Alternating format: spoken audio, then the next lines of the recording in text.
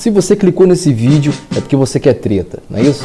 Então, eu vim aqui trazer para você os 10 motivos morais que me distanciam da igreja, tá? Algumas pessoas me perguntaram aí, qual é a sua religião e tal, não sei o quê. E eu não respondi até hoje. E não vou responder também. Mas vou dar aqui os meus 10 motivos morais que me distanciam da igreja. E se você discorda de algum desses pontos que eu vou trazer, comenta aqui, por favor. Tá começando mais um Fala Caras.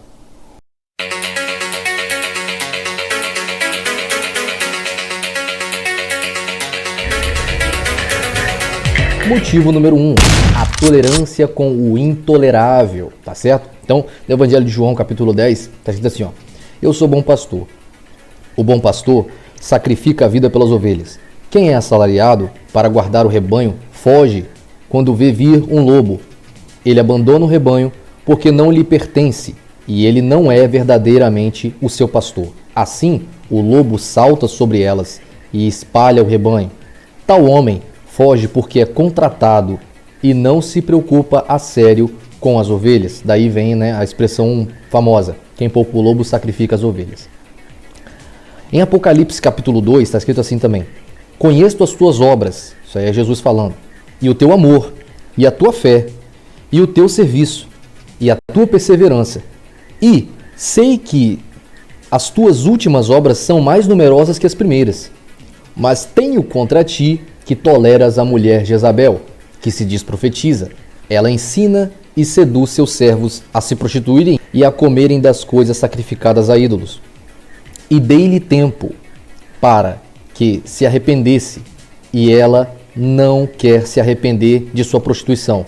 Eu sinto na igreja, tá, essa tolerância travestida de cultura da redenção. Não, porque aqui é o lugar para a gente redimir. E o sujeito ele vai ter o tempo ali da redenção dele. E o nosso papel aqui é abraçar e acolher. Vamos desenvolver mais esse tópico, ok? No decorrer aqui dos pontos que eu vou apresentando para vocês. Ponto número 2. O travestir da verdadeira base da fé por conveniência. É conveniente que escondam dos membros ali as bases da fé, ok? Os fundamentos os quais eles vão construir a fé deles, edificar a fé deles, viver a fé deles. Então, Jesus fala sobre isso na parábola, daquele que constrói a sua casa na rocha e os que constroem a casa na areia. Então, quando construímos a nossa fé nos fatos, esse é um verdadeiro alicerce para que a sua fé não seja jogada de lá para cá e de cá para lá. Quais são essas bases? Efésios capítulo 5. A esposa obedece ao seu marido, como obedece ao Senhor, pois o marido tem autoridade sobre a esposa, assim como o Messias tem autoridade sobre a igreja. E o próprio Messias é o salvador do corpo, tá? Em 1 Timóteo capítulo 2, da mesma forma, quero que as mulheres se vistam modestamente, com decência e discrição, não se adornando de tranças, nem ouro, nem pérolas, nem roupas caras, mas com boas obras, como convém a mulheres que professam adorar a Deus. Repare que aqui Paulo traça um paralelo, tipo assim, se você é vaidosa e a sua preocupação está no externo, isso é uma evidência, tá? Que o que você professa é falso, tá certo? Então assim, você se diz uma mulher que é voltada para Deus, mas a sua imagem transmite o contrário. Isso não tem a ver com se cuidar da saúde, etc. Tal. Não tem a ver com isso. Tem a ver com onde ela deposita os esforços dela. Quem está fazendo esse paralelo é Paulo. A mulher deve aprender em silêncio, com toda sujeição. Não permite que a mulher ensine, nem tenha autoridade sobre o homem. Esteja, porém, em silêncio, porque primeiro foi... Aí vem a razão do porquê. Porque primeiro foi formado Adão, depois Eva, e Adão não foi enganado, mas sim a mulher, que tendo sido enganada, tornou-se transgressora. Entretanto, a mulher será salva, dando à luz a filhos, e elas se elas permanecerem na fé, no amor e na santidade, com bom senso. Então repara que as condições que ele está colocando, tá? Para que a mulher de fato viva ali a fé. Eu não me lembro de ouvir isso na igreja, sendo direcionado para as mulheres. Não, o que eu ouço é um incentivo para a atividade, para a proatividade delas, para a participação ativa e não sei o quê, tá certo? Não vou nem entrar no mérito das igrejas que permitem que mulher pregue e seja pastora. Eu acho que já não é mais assunto de gente grande, você concorda comigo ou não? Comenta aí se é um ponto que você discorda. Ponto 3. A necessidade que o homem veja a mulher como igual. Esse é uma delícia, tá? Que em Gênesis, no verso 3, vem os castigos, tá? E Deus fala assim, ó. E a mulher diz, e a mulher, Deus diz, multiplicarei grandemente a tua dor, e na tua conceição, com dor dará luz a filhos. E o teu desejo será para o seu marido, e ele te dominará, e ele te governará. A Adão, portanto, disse, porquanto destes ouvido à voz da tua mulher, repara como começa o castigo do homem. Repare como começa, tá? Ali o anátema. Ó, porque você ouviu ela, tá? E comeste da árvore que te ordenei, dizendo, não comerás dela, maldita é a terra por tua causa. Com dor comerás dela por todos os dias da tua vida. Espinhos, cardos também te produzirá. Comerás da erva do campo, do suor do teu rosto comerás do teu pão, até que te tornes a terra, porque dela foste formado, porquanto és pó, e ao pó tornarás. Maravilhoso, né? Então, repara o seguinte, é com base nesse texto que o homem da igreja, ele é esperado dele que ele vá prover para o seu lar, ok? É com base aqui, não tem nenhuma passagem no que eles chamam de Novo Testamento dizendo que o homem é o provedor do lar, ok? Mas todo mundo sabe que era como se vivia por causa dessa passagem. Só que, pouco antes, né, tá dizendo aqui o anátema da mulher. Na igreja é ensinado que a mulher, ela está debaixo da missão do marido e que ela tem que descobrir se o homem ele tem propósito e missão. Que traduzindo significa, ele é ambicioso, amiga? Ele é um homem que vai dar um futuro bom pra gente, amiga? Esse quebrado aí vai ser alguma coisa pra gente, amiga? Você entendeu? É porque com as mulheres é tudo na base do código. E os líderes entenderam isso muito bem, ok? Então, eles ensinam assim, repara a seriedade do que eu estou falando. Assim as mulheres são instruídas hoje na igreja. Não é essa instrução aqui, não. É a seguinte, descubra qual é a missão do homem que você está planejando ter alguma coisa, se casar, ter um relacionamento, e veja como você vai agregar aquela missão. Assim, você está cumprindo isso aqui. Mentira. Então repara como que a coisa é podre, tá certo? Na base da fé. Lembrando, estamos falando da base da fé, ok? Quem fala isso é Paulo, como convém a quem professa essa fé. Professa crer em Deus. Em Números, agora a gente entra na questão da superioridade do homem, tá? E por que a mulher precisa obedecer o homem, tá? Em Números capítulo 30, você vai enfrentar a seguinte problemática. Deus diz que se um pai ouvir a filha fazer um voto e decidir vetar esse voto, ela não é obrigada a cumprir o voto. Mas se o pai não ouvir, assim ela está obrigada a cumprir. Mas se esse pai entrega essa filha em matrimônio para um homem, e o homem, o marido, ouve o voto da esposa e decide vetar, ela não está obrigada a cumprir esse voto. Mas se ele não vetar, ela está obrigada a cumprir esse voto. Que autoridade é essa espiritual que naturalmente o pai tem sobre a filha, mas ao entregar a um homem, o marido passa a ter sobre a mulher?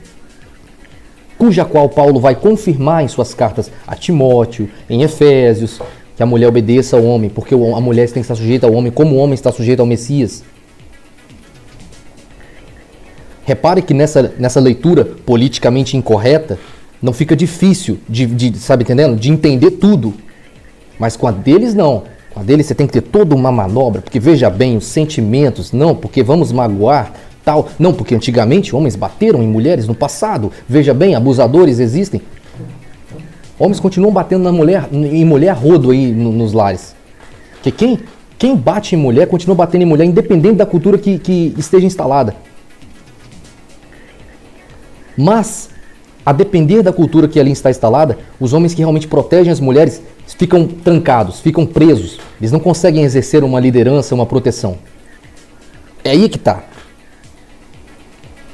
Uma cultura que visa retirar a autoridade do homem do seu lar não protege as mulheres de serem agredidas, porque agressores ainda existem e ainda continuarão existindo e ainda continuarão sendo escolhidos por algumas mulheres.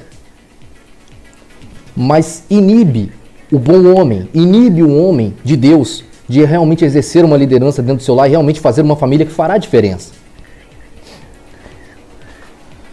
Continuando, ponto 4. A glamorização da redenção do pecado e da imoralidade. Essa aqui é maravilhoso, porque ela é travestida da cultura da impunidade. Tá certo? Então, imagina aí como o Brasil, né? Em que você tem aqueles defensores de direitos humanos que vão correndo ali quando o jovem de 16 ou 15 anos pegou um 38, fez uma desgraça, violentou uma menina dentro de casa, os pais viram, não sei o que, a merda toda, e vem aquela turma para falar sobre redenção, para falar sobre, como é que diz a palavra? Ressocialização, tá certo? Isso estimula o quê? Então, às vezes, um certo regime dentro da igreja soa rígido, soa, tá certo? Impiedoso. Mas isso vai salvar as próximas meninas que sentirão o impulso de fazer a mesma coisa e vão sentir ali uma certa trava, tá certo? Uma certa trava social, mediante o círculo que ela frequenta, a comunidade que ela está inserida. Essa é a minha comunidade. Dentro dessa minha comunidade, esse ato aqui é, meu Deus do céu, é horrível, é o fim do mundo. E isso acaba inibindo ela mais.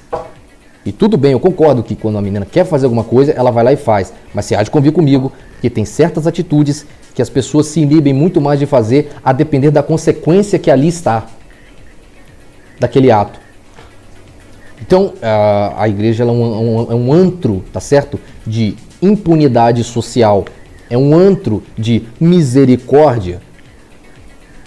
E o resultado, o que Jesus fala, né? Vamos lá. Pelos frutos conhecereis. Infelizmente, a narrativa é linda, né? Então, assim, quando você vê no papel é maravilhoso, mas a prática, né? É bizarro. O que você vê lá dentro é bizarro, tá certo? Ponto 5. A homossexualidade puritanizada dos jovens da igreja. Isso aí é um ponto assim que eu achei até engraçado, mas eu tive que colocar, quer dizer, você vê os jovens, né? Muitos jovens da igreja, meio boiolizados, né? Os caras querem se abraçar demais, tá ligado? Os caras choram muito, tá ligado? E os caras querem aquele contato físico o tempo inteiro e se abraçam o tempo inteiro e risadinho, um bando de abobado, tá ligado? E se você entrar em um assunto, o cara e o cara fica meio sensível se você tocar numa parada. E se você falar, por exemplo, que, pô, se minha filha agir assim, assim, eu faço assim, assim, assado, o cara como que Jesus ia te ver e tal. Então, muitos jovens têm essa visão homossexualizada de Jesus, meio hippie, meio maconha, tá? Um negócio assim meio deturpado. E tu que lê, você fala, cara, você tá totalmente fora. E o cara acha que não. Tá ligado? E te vê como um fariseu e tudo. Então, você acaba vendo, você sentindo essa desconexão com aquela massa de jovens, tá ligado? Meio geleia ali da igreja, que aí, vamos, aí toca o louvor. Todo mundo... Bicho, quando você olha isso, aí você vê de longe assim, você fala, mano, quem são esses? Esses caras vão ser pai, cara? Esses caras vão procriar, tá? Eles vão procriar. Vai rolar uma parada ruim. Entendeu? Pronto. Ponto 6. Chamar de pecado aquilo que não é. É um ponto assim, talvez seja relevante para alguns, tá? Mediante aqui tudo que eu pontuei, né? Mas eu acho que não, tá? Eu acho que isso atrapalha muito porque isso põe em descrédito o saber da liderança. Então um cara chega na igreja, começa a estudar a Bíblia e fala, pastor, seu bebê é pecado? E o pastor vai e faz ali uma manobra. Eu não vou entrar nessa questão aqui, porque eu acho que já não é mais assunto de gente grande, tá ligado? Eu não acho. Pra quem aí que tá me assistindo precisa de uma argumentação, bicho, tá? Tipo assim, ó, tá entendendo? E outra, os caras chegam ao ponto de falar assim, ó, porque Jesus jamais ia transformar uma água em vinho que embebeda, tá entendendo? Era suco de uva, entendeu? Porque dizer isso é dizer que Jesus está fazendo o povo pecar. E, portanto, está pecando. Quer dizer, você quer comparar a cultura de um povo que sabia beber, um povo que festejava bebendo, tá ligado? Um povo que se vestia de forma coberta, um povo que tinha toda uma lei, cara, com relação a sexo, tá ligado? Era um povo extremamente rígido com relação a imoralidades sexuais e você quer trazer ali pra uma favela no Brasil, Rio de Janeiro, as negras tudo com a teta de fora, barriguinha de fora, popinha da bunda de fora, tá ligado? Sambando, se esfregando um no outro e falando assim, então Jesus pode isso? Tá ligado? Por isso eu acho essa discussão burra, sem floreio com palavras. Não dá pra fazer essa tá ligado? Essa transferência de cultura. Mas, infelizmente, nego fica tornando o pecado coisas que não são. Já acho que já acabou a época da roupa, né? Que a saia tem que ser até aqui, cabelo não pode cortar, etc. Tal. Acho que essa época aí já passou em muitas igrejas. Mas o problema é esse, tá certo? Eu acho isso um problema gravíssimo. Ponto 7. Ficarem buscando sinais sobre o homem porque não conseguem definições bíblicas ou lógicas. Esse ponto para mim é maravilhoso, tá? Porque para quem não sabe, muita menina da igreja, quando vai fazer ali uma seleção de um marido ideal, elas fazem uma listinha num caderno, tá ligado? E falam para o gênio da lâmpada, porque não é para Deus que ela tá pedindo, tá ligado? É uma lista, tá? Um cardápio. E todos condensados em um único pedido. Então assim, ó, Senhor, ele tem que ser assim, ele tem que ser assado e tal. Cara, falta colocar ali que ela quer que ele seja coreano e que ele abra um guarda-chuva do lado dela no sinal quando começar a chover. Aí ela olha pra ele e tá ligado? Bicho, e cara, isso é ridículo, mas isso é endossado, isso é incentivado por lideranças. Acham tão bonitinho, tá ligado? E ficam loucos pra ouvir um testemunho, tá ligado? Que deu certo e que encontrou o cara e tal. Isso eu não preciso nem entrar, né, no ponto de que isso é extremamente venenoso, tá ligado? Isso é extremamente ruim, tá ligado? Porque isso tira o peso, a seriedade que é um relacionamento, um matrimônio, tá ligado? Que é uma missão, uma responsabilidade, não um filminho, não um romance, enfim. Ponto 8.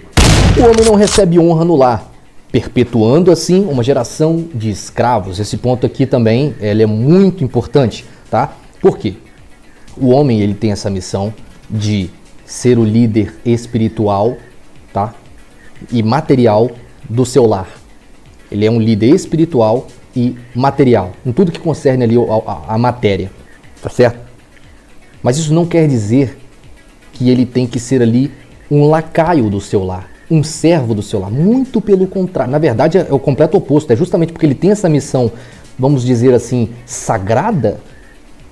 Pô, tipo, você consegue ver que o cara ele tá ali para gerar recursos para aquelas pessoas viverem? Esse é o ideal, tá? Eu sei que tem casas que as pessoas trabalham, muita gente trabalha junto, enfim, mas o ponto é o seguinte, por conta disso, porque foi delegado a ele, porque ele foi chamado para isso, ele deveria ter um lugar de honra, tá? Ele deveria ser a pessoa que ele chega em casa, tá? E há uma reverência para com ele, há um respeito para com ele, ele é procurado para que recebam orientações da parte dele, para que saibam qual a vontade dele. Isso aí, meu irmão, tá longe, tá? Tá longe dos lares assim ditos cristãos. Ponto 9. A facilidade das meninas da igreja encoberta pela frouxura dos líderes. Esse ponto eu quis colocar porque dias atrás eu estava tendo uma conversa com meu pai e eu estava lembrando dos tempos da adolescência e tal. Eu falei pro meu pai o seguinte: pai, quando eu era mais jovem, eu fazia uma diferença na minha cabeça entre menina do mundo e menina da igreja. E as meninas da igreja, eu colocava na minha cabeça que eu não vou fazer nada porque são meninas de Deus, que é o povo de Deus e a igreja e tal. Então, assim, ó, muitas meninas eu deixei de executar porque eu tinha essa divisão na minha cabeça. E as meninas do mundo são para executar. As meninas da igreja, não. Pensava eu, né? Aí eu falei pra ele, pai, ó, eu tinha comido muito mais mulher, eu acho que não era nem o dobro, eu acho que é o triplo. Se eu não tivesse esse pensamento antes. Mas eu renderei. Mas eu não estou falando isso num tom de arrependimento. Eu não me arrependo de não ter pego meninas da igreja. Na verdade, eu me arrependo até de ter pego algumas meninas do mundo que eu peguei. Continuando aqui, tá nesse pensamento de menino do mundo, menina da igreja. Eu cheguei num ponto na minha maturidade, na época, de não conectar o quanto eu sou homem, o quanto eu sou o cara, pelo número de mulher que eu pegava. Mas ainda assim eu continuei durante um certo tempo insistindo, né? Ao mesmo tempo que estava me conectando com Deus verdadeiramente, porque durante anos da minha vida em igreja eu nunca me conectei com Deus verdadeiramente. Então aquilo começou a, entendeu? Eu comecei a achar que eu estava, entendeu? Tipo assim, eu estava vivendo algo incoerente, entendeu? E o ponto 10, né? A covardia dos líderes de tratar de todas essas questões, né? Que eu aqui fiz essa lista. Esse ponto ele é muito importante, porque eu conversei com pastores ao longo da minha caminhada. Sempre tentei construir uma certa liberdade com pastores e uma certa intimidade para poder tocar em pontos ali numa conversa, sem acusar, sem tal, sem fazer nada do tipo, e poder extrair ali o pensamento dos caras. E todas as vezes que eu conversei e coloquei certos pontos, todo mundo concordou comigo. Todos os pastores com quem conversei e líderes de igreja concordavam comigo. E aí me levantava aquela questão na minha cabeça, aquela interrogação. Então por que eles não fazem nada? E eu concluí, né, que tudo isso, tá? Tudo isso, toda essa problemática, e aí você chega no ponto do porquê eles não fazem nada, é por medo. Medo, tá? De serem apontados por elas. Medo, tá? Delas chamarem eles disso e daquilo. E eu uso esse vídeo aqui, tá? Que é a parte 1, ainda vou fazer os 10 motivos teológicos, que eu acho que talvez não vai ter tanta visualização, mas tudo bem, porque é um público mais seleto, pessoas que gostam de estudar a palavra e, tá ligado? Saber ali o contexto original, etc. tal. Já essa questão aqui é mais popular, né? As questões que eu estou trazendo aqui, que são motivos morais. Mas o ponto é, enquanto esses fatos basilares da fé não forem reafirmados, a coisa não vai continuar como está, vai piorar cada vez mais. Porque se tem um fato sobre a natureza é o seguinte, nenhuma podridão fica estagnada, tá ligado? Ela só vai apodrecendo cada vez mais e sai fungo e o caramba, tá? Até você nem reconhecer mais o troço. E você há de convir comigo, né? Que na maioria delas que você entra aí, você já começa a não reconhecer mais. Você fala, cara, o que é isso aqui? Que lugar é esse aqui, tá? O que isso aqui tá virando? Tanto teologicamente quanto moralmente. Então, eu reafirmo, os caras têm que falar. E se elas apontarem, se elas acharem horrível e se quiserem, estão dispostas a sair, que saiam. Que saiam. Paulo vai falar o quê? Como é digno daquelas que dizem professar a fé. Abra a Bíblia e mostra que eu estou errado. É por causa dessas deturpações, é por causa dessas pequeninas mudanças que você tem vídeos como esse debate do pastor César, mais aquele cara barbudo com cabelo de mulher lá, e o cara botando os pontos, a Bíblia fala que é assim, assim, assim, e hoje a igreja não vê dessa forma. A Bíblia fala que é assim, assim, assim, e hoje a igreja não vê dessa forma. O cara está certo. O cara está certo. Porque aquilo que os pastores entendem que isso aqui vai ferir um pouco, isso aqui vai abrir margem para algo ruim, isso aqui e tal. Os caras vão e deturpam e mudam.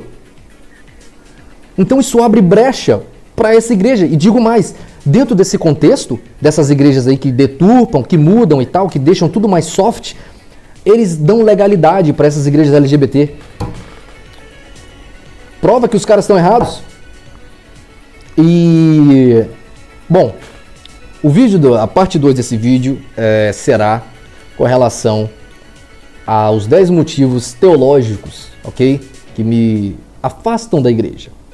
Eu acho que vocês vão gostar, alguns poucos que têm interesse nessa questão teológica, entendeu? Mas se você gostou desse vídeo, se discorda de alguma coisa, comenta aqui, compartilha para algum amigo que você acha que vai discordar de algum ponto que eu trouxe e deixa o seu like e até a próxima.